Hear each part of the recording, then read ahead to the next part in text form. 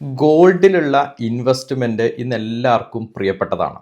കഴിഞ്ഞ വർഷത്തെ ഗോൾഡിൻ്റെ റെക്കോർഡ് ഉയരത്തിലുള്ള ഉയർച്ച നമ്മളെല്ലാവരും കണ്ടതാണ്. അതുകൊണ്ട് ഗോൾഡ് ഒഴിവാക്കിയിട്ട് വേറൊരു ഇൻവെസ്റ്റ്മെൻറ്റിനെ കുറിച്ച് നമുക്ക് ചിന്തിക്കാൻ സാധിക്കില്ല. ഗോൾഡ് നമ്മുടെ പോർട്ട്ഫോളിയോയുടെ ഒരു നല്ല ശതമാനം ഗോൾഡ് ഹോൾഡ് ചെയ്യപ്പെട്ടേ പറ്റൂ. അറ്റ്ലീസ്റ്റ് ഒരു 10 തൊട്ട് 20% ഇന്ന് 4 തരത്തിൽ നമുക്ക് ഗോൾഡ് വാങ്ങിക്കാം. ഗോൾഡ് ഓർണമെൻറ്റ്സ് ആയിട്ട് വാങ്ങിക്കാം, അല്ലെങ്കിൽ ഗോൾഡ് കോയിൻ ആയിട്ട് വാങ്ങിക്കാം, അല്ലെങ്കിൽ ഗോൾഡ് ETF, അതും അല്ലെങ്കിൽ ഗോൾഡ് മ്യൂച്വൽ ഫണ്ട്.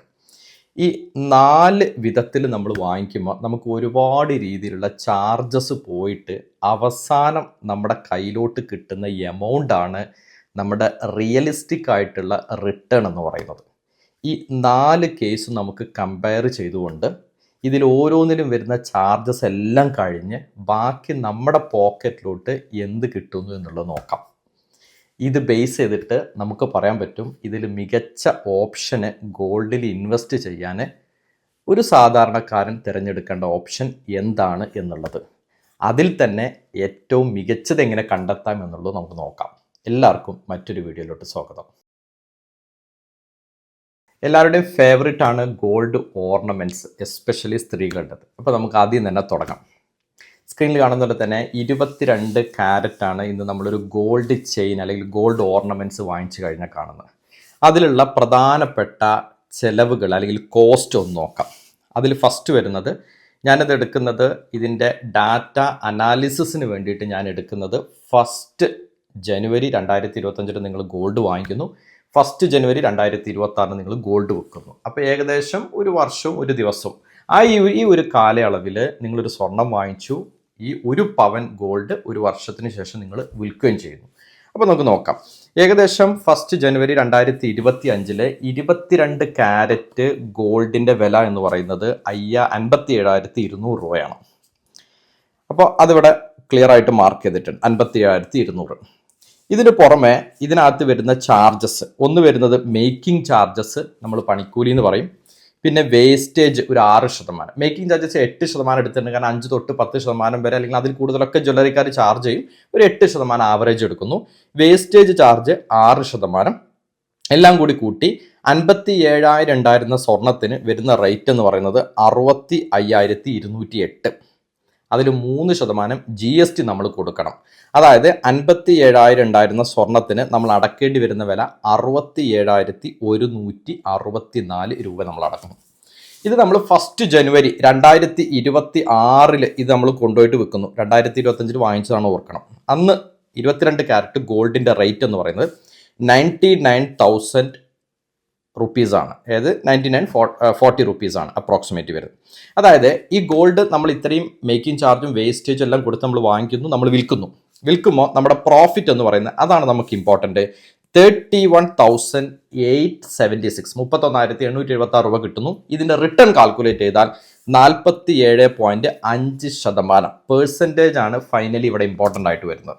ഇതാണ് ഒരു ഗോൾഡ് ഓർണമെൻറ്റ് ചെയിനോ മറ്റേതെങ്കിലും നിങ്ങൾ വാങ്ങിക്കുമ്പോൾ ഈ ആവറേജ് റിട്ടേൺ എന്ന് പറയുന്നത് 47.5 ആണ്.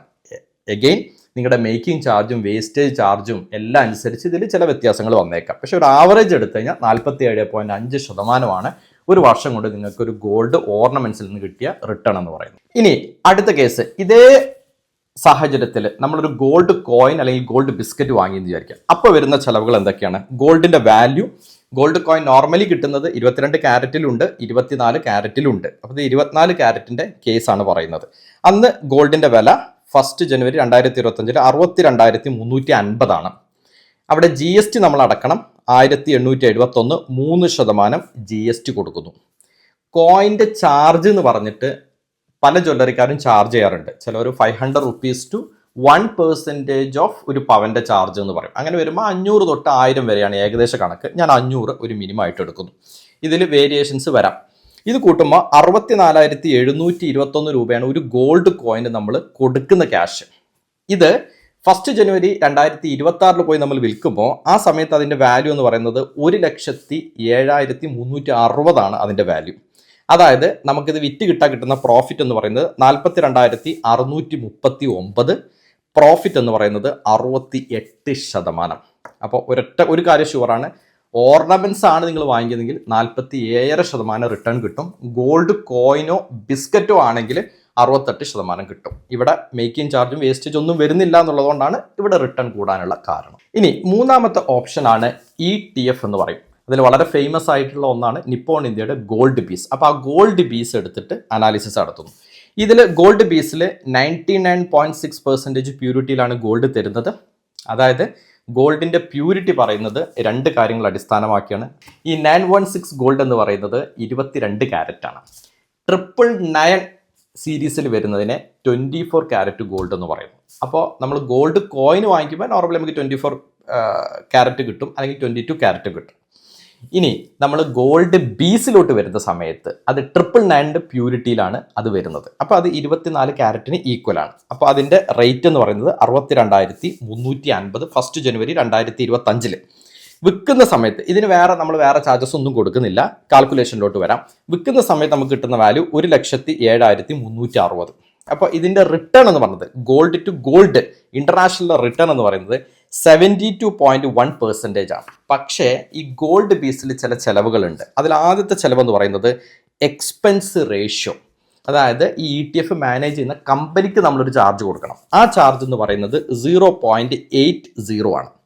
ഇനി ഈ ETF-ന് ഒരു ട്രാക്കിംഗ് എറർ ഉണ്ട്. അതായത് കറക്റ്റ് ഗോൾഡിന്റെ റേറ്റിന് അത് ട്രാക്ക് ചെയ്യില്ല, അതിൻ്റെ അല്പം താഴെ ആയിരിക്കും, അല്ലെങ്കിൽ അതിൽ നിന്ന് വ്യത്യാസപ്പെട്ടിട്ടായിരിക്കും. ആ ചാർജ് എന്ന് പറയുന്നതിനാണ് ട്രാക്കിംഗ് എറർ എന്ന് പറയുന്നത്. അത് 0.32% ഉണ്ട്. അപ്പോൾ ഈ 72.119% എന്ന് പറയുന്നത് റിയലിസ്റ്റിക് ആയിട്ടുള്ള ഗോൾഡിന്റെ ഇന്റർനാഷണൽ റിട്ടേൺ ആണ്.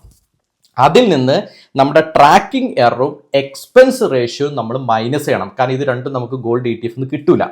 അത് മൈനസ് ചെയ്യുന്ന സമയത്ത് നമുക്ക് വരുന്ന ടോട്ടൽ റിട്ടേൺ എന്ന് പറയുന്നത് 44,312 റുപ്പീസ്. അതായത് 71.07% ആണ് ഗോൾഡ് ETF ആ ഒരു വർഷ കാലയളവിൽ കൊടുത്തിട്ടുള്ള റിട്ടേൺ എന്ന് പറയുന്നത്. ഇനി നമ്മുടെ നാലാമത്തെ കാറ്റഗറി ഗോൾഡ് മ്യൂച്വൽ ഫണ്ട്. ഭൂരിഭാഗം പേരും ചെയ്യുന്ന ഒരു ഇൻവെസ്റ്റ്മെന്റ് മെത്തേഡ് ആയിരിക്കാം. അറിയാത്തവർക്ക് ഞാൻ പറയുകയാണ്, ഇതിൽ 100 രൂപ വെച്ച് പോലും നിങ്ങൾക്ക് ഓരോ മാസവും അല്ലെങ്കിൽ ഓരോ വീക്കിൽ അല്ലെങ്കിൽ ഓരോ ദിവസവും നിങ്ങൾക്ക് ഇൻവെസ്റ്റ്മെന്റ് തുടങ്ങാം. യാതൊരു റെസ്ട്രിക്ഷൻസും ഇല്ല. എപ്പോൾ വേണമെങ്കിലും വിഡ്രോ ചെയ്യാം, എപ്പോൾ വേണമെങ്കിലും ഇൻവെസ്റ്റ് ചെയ്യാം. സോ ഇൻവെസ്റ്റഡ് എമൗണ്ട് 1 ജനുവരി 2025 24 ക്യാരറ്റ് ഗോൾഡിന്റെ വില എന്ന് പറയുന്നത് 62,350. ഡിഫറൻസ് ഇല്ല. നമ്മൾ വിൽക്കുമ്പോൾ കിട്ടുന്നത് 1,07,360 1 ജനുവരി 2026. ഇതിന്റെ റിട്ടേൺ എന്ന് പറയുന്നത് 72.19% ആണ്. നേരത്തെ പറഞ്ഞ പോലെ ETF പോലെ ഇതിൽ നിന്ന് 2% നമ്മൾ മൈനസ് ചെയ്യണം. ഒന്ന് വരുന്നത് എക്സ്പെൻസ് റേഷ്യോ. ETF-നേക്കാളും മ്യൂച്വൽ ഫണ്ടിന് എക്സ്പെൻസ് റേഷ്യോ സ്ലൈറ്റ്ലി കൂടുതലായിരിക്കും. കാരണം മ്യൂച്വൽ ഫണ്ടിനെ ഫണ്ട് ഓഫ് ഫണ്ട് എന്നാണ് പറയുന്നത്. എക്സ്പെൻസ് റേഷ്യോയുടെ കൂടെ 1%. ഗോൾഡ് ബീസിന്റെ എക്സ്പെൻസ് റേഷ്യോ 0.80 ആണ്. അതിനോട് കൂടെ 0.13 കൂടി കൂട്ടിക്കഴിഞ്ഞാൽ 0.93% എക്സ്പെൻസ് റേഷ്യോ കിട്ടും. ട്രാക്കിംഗ് എറർ ETF-നെ റാപ്പ് ചെയ്യുന്നതുകൊണ്ട് ETF-ന് അതേ ട്രാക്കിംഗ് എറർ മ്യൂച്വൽ ഫണ്ടിലും വരും, 0.32. ഇതിന്റെ ടോട്ടൽ റിട്ടേൺ നോക്കിക്കഴിഞ്ഞാൽ 44,231. Almost mutual fund ETF same ആണെന്ന് പറയാം. 70.94% ആണ് മ്യൂച്വൽ ഫണ്ടിൽ കിട്ടുന്ന റിട്ടേൺ. 4 അസറ്റ് അല്ലെങ്കിൽ 4 ടൈപ്പിൽ നമുക്ക് ഗോൾഡിൽ ഇൻവെസ്റ്റ് ചെയ്യാന്ന് പറഞ്ഞു. ഓർണമെന്റ്സ്, കോയിൻ അല്ലെങ്കിൽ biscuit, gold ETF, gold mutual fund. ഇനി ഈ 4ഉം തമ്മിൽ നമ്മളൊന്ന് കമ്പയർ ചെയ്ത് നോക്കാം. അതിൽ ഫസ്റ്റ് വരുന്നത് ഗോൾഡ് ചെയിന്. ഞാൻ പറഞ്ഞ പോലെ നമ്മൾ ഓർണമെന്റ്സ് അത് 22 ക്യാരറ്റ് ആണെന്ന് ഞാൻ പറഞ്ഞു. അതിന്റെ റിട്ടേൺ എന്ന് പറയുന്നത് 47.50 എല്ലാ ചാർജും കഴിഞ്ഞ് അവസാനം നമുക്ക് കിട്ടുന്നത്.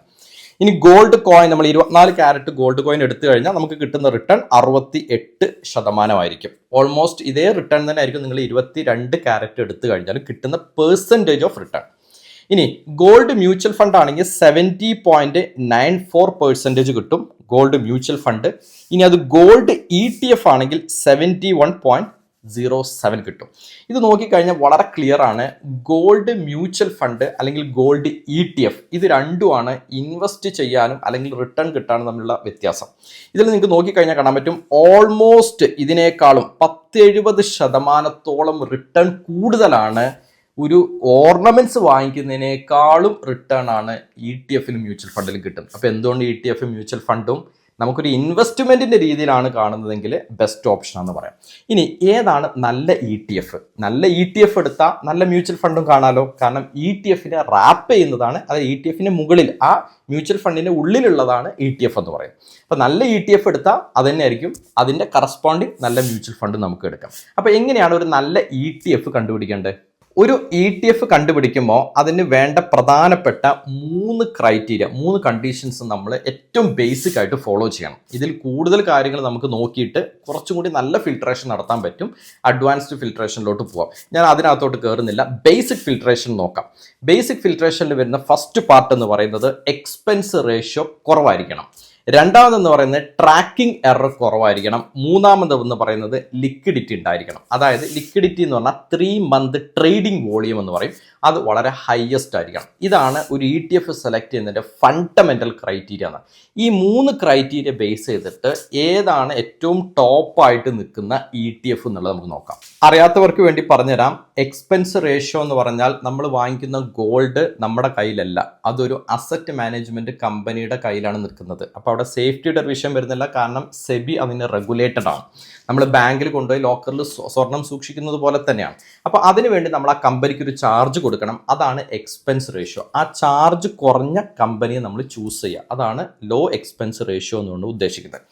അടുത്തത് ട്രാക്കിംഗ് എറർ. അതായത് ഇൻ്റർനാഷണൽ പ്രൈസിൽ ഗോൾഡിൻ്റെ റേറ്റ് കൂടുന്നതിനും കുറയുന്നതിനും അനുസരിച്ചാണ് മ്യൂച്വൽ ഫണ്ടിലാണെങ്കിലും നമ്മുടെ നാട്ടിലാണെങ്കിലും ഗോൾഡിൻ്റെ വ്യത്യാസത്തിന് വരുന്ന വില.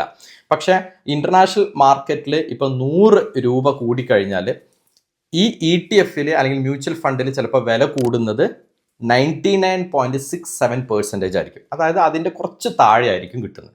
അതേപോലെ തന്നെ ആ കയറ്റ ഇറക്കങ്ങൾക്ക് ആനുപാതികമായിട്ടുള്ള ചേഞ്ച് നമ്മുടെ ETF മ്യൂച്വൽ ഫണ്ടിലും വരില്ല. സ്ലൈറ്റ്ലി ഒരു ഡിഫറൻസ് ഉണ്ടാവും.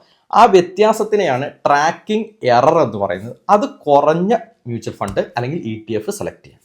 അടുത്തത് വരുന്നത് ട്രേഡിംഗ് വോളിയം. കാരണം എസ്പെഷ്യലി ETF കേസിലാണ് ഇത് ഏറ്റവും ഇമ്പോർട്ടൻറ്റ്. മ്യൂച്വൽ ഫണ്ടിൻ്റെ കേസിൽ ഇത് അപ്ലിക്കബിൾ ആവുന്നില്ല.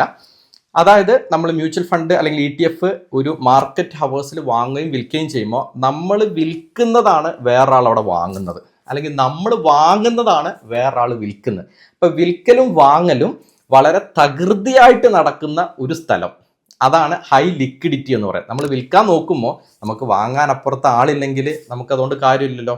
അതുകൊണ്ട് അങ്ങനെ ഒരു അവസ്ഥ വരുന്നത് കൂടുതൽ ആളുകൾ ട്രേഡ് ചെയ്യുന്ന പ്ലേസ്, അതാണ് ഹൈ ലിക്വിഡിറ്റി. അങ്ങനെ ഹൈ നമ്പർ ഉള്ള ETF വേണം നമ്മൾ സെലക്ട് ചെയ്യാൻ. നല്ല ഗോൾഡ് ETF എങ്ങനെ നമുക്ക് കണ്ടുപിടിക്കാൻ നോക്കാം. പറഞ്ഞ പോലെ ഞാനിവിടെ 3 month ആവറേജ് ട്രേഡിംഗ് വോളിയം, അതിനെയാണ് ലിക്വിഡിറ്റി എന്ന് പറയുന്നത്. അപ്പോൾ ലിക്വിഡിറ്റിയുടെ അടിസ്ഥാനത്തിൽ ഏറ്റവും കൂടുതൽ ലിക്വിഡിറ്റി ഉള്ളതാണ് ഏറ്റവും നല്ല ETF എന്ന് പറയുന്നത്. അപ്പോൾ 3 month ആവറേജ് വോളിയത്തിൻ്റെ ബേസിൽ ഒന്ന് സോർട്ട് ചെയ്യുന്നു. സോ എല്ലാ ഗോൾഡ് ETFകളും വന്നിട്ടുണ്ട്. ഞാൻ ടോപ്പ് 5 ഇതിൽ നിന്ന് സെലക്ട് ചെയ്യുന്നു. അത് Tata gold, Nippon, ICICI പ്രൊഡൻഷ്യൽസ്, SBI gold exchange, HDFC gold exchange. ഇതാണ് ഏറ്റവും കൂടുതൽ ട്രേഡിംഗ് വോളിയത്തിൽ നിൽക്കുന്നത്. ഏറ്റവും ഹൈ ട്രേഡിംഗ് വോളിയം ഉള്ളത് ടാറ്റയുടെ ഗോൾഡ് ഫണ്ടുകളാണ് ഏറ്റവും കൂടുതൽ വരുന്നത്. അപ്പോൾ ഇതിൽ നിന്ന് നമുക്ക് ടോപ്പ് 5 എടുക്കാം. ടോപ്പ് 5 എടുത്തിട്ട് മറ്റ് കാര്യങ്ങളോട് കൂടി നോക്കാം. അതായത് എക്സ്പെൻസ് റേഷ്യോയും ട്രാക്കിംഗ് എററും. നമുക്കിതിൻ്റെ ഡീറ്റെയിൽഡ് കമ്പാരിസണിലോട്ട് കിടക്കാം. അപ്പോൾ ടാറ്റ ഗോൾഡ് ആണ് നമ്മൾ പറഞ്ഞത് ഏറ്റവും കൂടുതൽ ഹൈ ലിക്വിഡിറ്റി ഉള്ള ഫണ്ട് എന്നുള്ളത് പറഞ്ഞു. പക്ഷേ അതിനോട് കൂടെ ടോപ്പ് 5 നമ്മൾ ഫിൽട്ടർ ചെയ്ത് വെച്ചിട്ടുണ്ട്. ഇനി അടുത്ത ഫാക്ടറിലോട്ട് കടക്കുന്നു. ഞാൻ ട്രാക്കിംഗ് എറർ നോക്കുന്നു. കാരണം ട്രാക്കിംഗ് എറർ നോക്കുമ്പോൾ ഇവിടെ ഏറ്റവും കൂടുതൽ ട്രാക്കിംഗ് എറർ ഉള്ള ഫണ്ട് എന്ന് പറയുന്നത് ഈ HDFC ഗോൾഡിൻ്റെ ഫണ്ടാണ്. 0.95 ആണ് അതിൻ്റെ ട്രാക്കിംഗ് എറർ വരുന്നത്. അത് ബാക്കിയുള്ളതിനെ അപേക്ഷിച്ച് ഏറ്റവും കൂടുതലാണ്. അപ്പോൾ എറർ കൂടുതലുള്ളത് നമ്മൾ ഫസ്റ്റ് ഒഴിവാക്കുന്നു. അപ്പോൾ ഞാൻ ഇതിനകത്തുനിന്ന് HDFC ഗോൾഡ് ഞാൻ ഫണ്ട് ഫിൽട്ടർ ചെയ്ത് കളയും. ഇപ്പോൾ എനിക്കുള്ളത് ടാറ്റ ഗോൾഡ്, ICICIൻ്റെ ഗോൾഡ് ETF, SBIൻ്റെ ഗോൾഡ് ETF, ഗോൾഡ് ബീസ്, നിപ്പോണ്ട് ഇത് വരുന്നുണ്ട്. ഇപ്പോൾ ഇതിൽ ട്രാക്കിംഗ് എറർ ഏറ്റവും കുറവുള്ളതെന്ന് ചോദിച്ചു കഴിഞ്ഞാൽ ഗോൾഡ് ICICIൻ്റെ ഗോൾഡ് ETF-ഉം അതേപോലെ നിപ്പോണിൻ്റെ ഗോൾഡ് ETF ആണ് ഏറ്റവും കുറവുള്ളത്. പക്ഷെ ഇതിൽ നോക്കിക്കഴിഞ്ഞാൽ നമുക്കറിയാം അസറ്റ് അണ്ടർ മാനേജ്മെന്റ്, ഈ കമ്പനി എത്ര അസറ്റുകൾ മാനേജ് ചെയ്യുന്നു എന്നുള്ളതാണ്. അപ്പം അത് നോക്കിക്കഴിഞ്ഞാൽ ടാറ്റയുടേത് വളരെ കുറവാണ്. കാരണം ബാക്കിയെല്ലാം 25, 24, 59,000 നിൽക്കുമ്പോൾ ടാറ്റയുടേത് കമ്പാരറ്റീവ്ലി കുറവാണ്. അതുകൊണ്ട് ഞാൻ ടാറ്റയും ഈ ലിസ്റ്റിൽ തൽക്കാലം എടുത്ത് ഒഴിവാക്കുന്നു. കാരണം നമുക്ക് കുറച്ച് ഹിസ്റ്റോറിക്കൽ അല്ലെങ്കിൽ നല്ല ട്രാക്ക് റെക്കോർഡുള്ള ഫണ്ടിലോട്ട് പോകുന്നതാണ് ഏറ്റവും നല്ല ഓപ്ഷൻ എപ്പോഴും. ഇപ്പോൾ നമുക്കിവിടെ 3 ഓപ്ഷൻസ് വന്നു. ഇനി ഇതിനകത്ത് നോക്കിക്കഴിഞ്ഞാൽ മെയിൻ ആയിട്ട് കാണാൻ പറ്റുന്നത് എക്സ്പെൻസ് റേഷ്യോ ആണ്. എക്സ്പെൻസ് റേഷ്യോ ഏറ്റവും കൂടി നിൽക്കുന്നത് ഗോൾഡ് ബീസിനാണ്. എക്സ്പെൻസ് റേഷ്യോ ഏറ്റവും കുറഞ്ഞു നിൽക്കുന്നത് ICICIയുടെ ഫണ്ടിനുമാണ്. ഇനി ട്രാക്കിംഗ് എറർ നോക്കുമ്പോൾ ഓൾമോസ്റ്റ് സെയിം ആണ്. ഇനി നിങ്ങൾക്ക് വേണമെങ്കിൽ അടുത്ത ഓപ്ഷൻസ് ആയിട്ട് നമുക്ക് നോക്കാൻ പറ്റുന്നത് ഇതിൻ്റെ 1 ഇയർ ട്രാക്കിംഗ് ഡിഫറൻസ്, അതേപോലെ 3 year tracking difference, 5 year tracking difference, അതെല്ലാം നമുക്ക് നോക്കാം. അതെല്ലാം കുറച്ചൊരു അഡ്വാൻസ്ഡ് ഫീച്ചേഴ്സിലോട്ട് പോകും നമ്മൾ ഇതിനെ കുറച്ചും കൂടി നാരോ ഡൗൺ ചെയ്ത് ഫിൽറ്റർ ചെയ്യുന്ന സമയത്ത്. ബട്ട് അറ്റ്ലീസ്റ്റ് ഓവറോൾ നോക്കുമ്പോൾ ഈ 3 ഫണ്ടും മികച്ച ഓപ്ഷൻസ് ആയിട്ട് നമുക്ക് കൺസിഡർ ചെയ്യാം. ഒന്ന് ICICI, പക്ഷേ ഇതിൽ ഏറ്റവും ടോപ്പിൽ നിൽക്കുന്നതെന്ന് ചോദിച്ചു കഴിഞ്ഞാൽ ഗോൾഡ് ബീസും അല്ലെങ്കിൽ ഗോൾഡ് ETF ആണെന്ന് പറയും. ഗോൾഡിൽ ഇൻവെസ്റ്റ് ചെയ്യാനുള്ള 4 മെത്തേഡ്സ്: ഓർണമെന്റ്സ്, കോയിൻ അല്ലെങ്കിൽ ബിസ്ക്കറ്റ്, ഗോൾഡ് ETF അല്ലെങ്കിൽ ഗോൾഡ് മ്യൂച്വൽ ഫണ്ട്. ഈ 4ന്റെയും കമ്പാരിസൺ പഠിക്കുന്നതിലൂടെ നമുക്ക് മനസ്സിലാകുന്നത് ഇതിൽ ഏതാണ് ഏറ്റവും മികച്ച ഓപ്ഷൻസ്. അതിൽ നിന്ന് എങ്ങനെയാണ് നല്ലൊരു ETF അല്ലെങ്കിൽ നല്ലൊരു മ്യൂച്വൽ ഫണ്ട് എങ്ങനെയാണ് നമുക്ക് സെലക്ട് ചെയ്യാൻ പറ്റുമെന്ന് മനസ്സിലാക്കുന്നു. നിങ്ങളുടെ ഇൻവെസ്റ്റ്മെന്റ് ജേർണിയിൽ ഈ അറിവ് നിങ്ങൾക്ക് ഉപകാരപ്പെടുമെന്ന് ഞാൻ പ്രതീക്ഷിക്കുന്നു. വീണ്ടും കാണാം.